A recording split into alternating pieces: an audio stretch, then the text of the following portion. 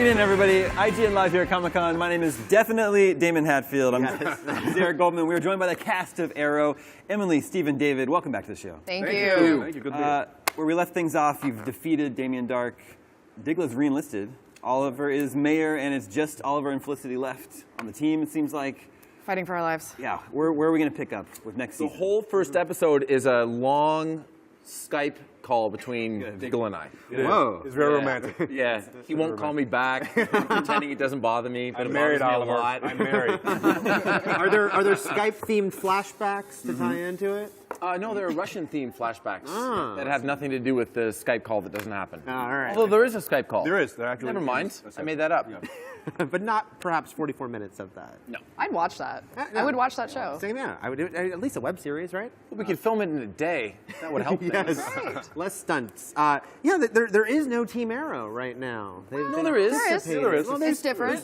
It's another version. Yeah, duo Arrow. Yeah. It's become a very professional team. Yeah. Yeah, We're getting into This some relationship stuff, you're talking yeah. about? Yeah, I'm fired up. We have a scene in the first episode, which I really, really enjoy because Emily has an opinion, and I have an opinion, or Felicity has an opinion, and Oliver has an opinion.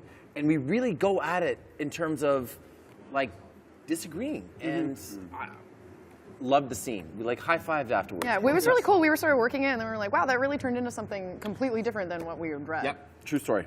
Yeah. So, right now, it's just Felicity and Oliver. Is he just, okay, there's a mission, we got to do it, and focused on that? Or is there an attempt to get everyone to come back?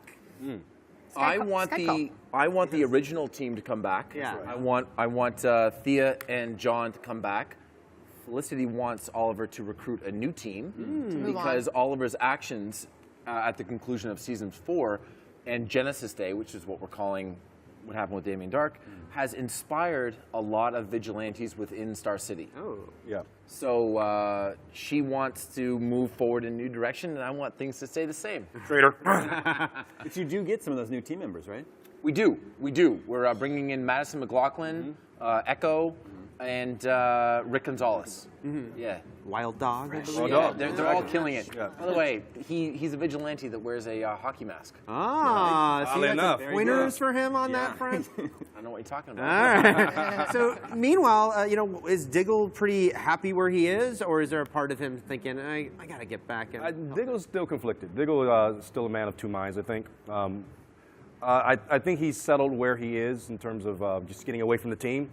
But he misses it. He still misses his family. This is his surrogate family to a certain degree. So he still misses that. But he has to find himself. He has to find out exactly why he pulled that trigger. And he still feels responsible for Canary's death. So there's a lot that's still going on with him emotionally. I have to ask about a certain appearance by Cody Rhodes that will be happening. And if you can say anything about his character, it sounds like he'll be an antagonist at the least. We fight. You fight. We fight. Yes. One of the, bringing the show to its roots. Thank you so much. We have this one. You worked we have it this in. one. Loser. We have this one soundbite today that is driving Emily crazy. So we should make the headline to but this. Arrow, go back one to of the reasons that I really, really like Cody's character is because he is a spin on something that exists in the Berlanti universe, but it's very Arrow-centric. Okay. It's an Arrow-verse version of something that we've seen a lot. I'll tell you off the air. All right, I'm intrigued. Off the air. Felicity last year was a little push and pull because she had a sort of corporate job more than ever, Yes. and then her sort of Got super. fired from her own company. Yeah. At this point, is she just leaving that behind her, even if they're hiding underneath the headquarters? I still think that she has this goal to sort of, she's got that chip in her back. Yeah. A lot has happened to the girl Yes. in the last little bit. But I think she does want to proceed with sort of making that distributable to the public and making it affordable and accessible. But in the meantime, Starling City and trying to get Oliver back on track with getting a new team together and having him face what the reality of our team is and having him not just only work alone because he'll be in imminent danger. Yeah. That's taking up a lot of her time. I don't know if she sleeps or goes to therapy, but I'm sure she has nightmares. Felicity's therapist could be another web series. Right? Yeah. I could, I'm gonna forget that show with Lisa Kudrow. With Web therapy. Yeah. It's literally called web. Oh God. The web show about the therapist. Oh, what is it called? Yeah. Yeah, she could do that.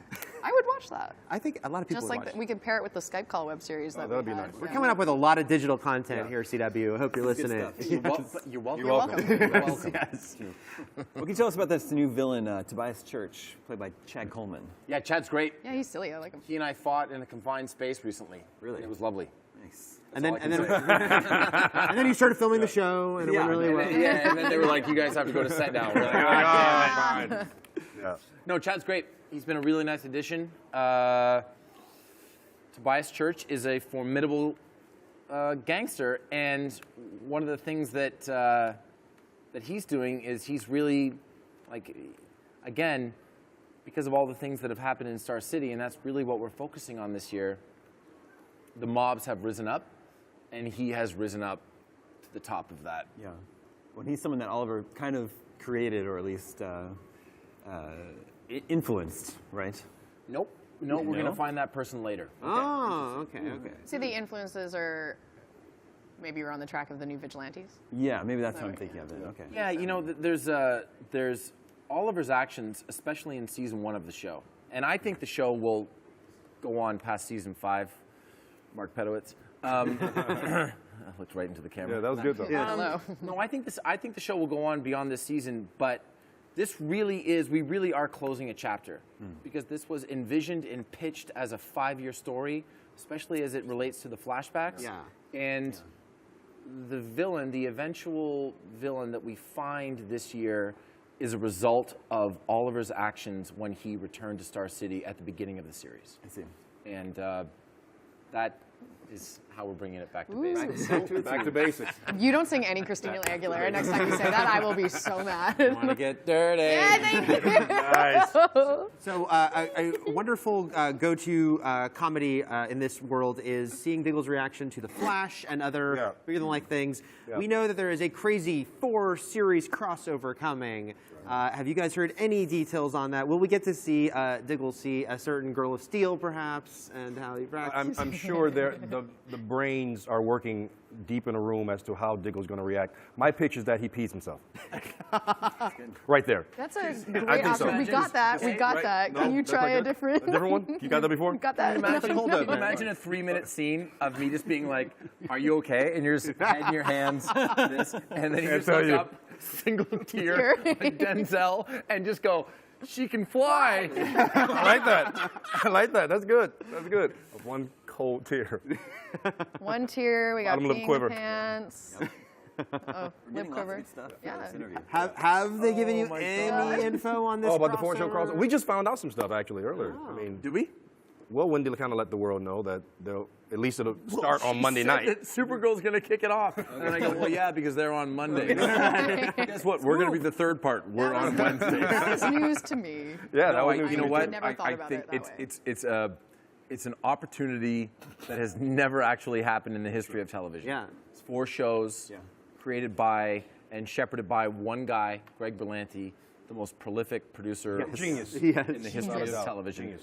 Genius is an understatement. You can go over here. Greg. Is there higher?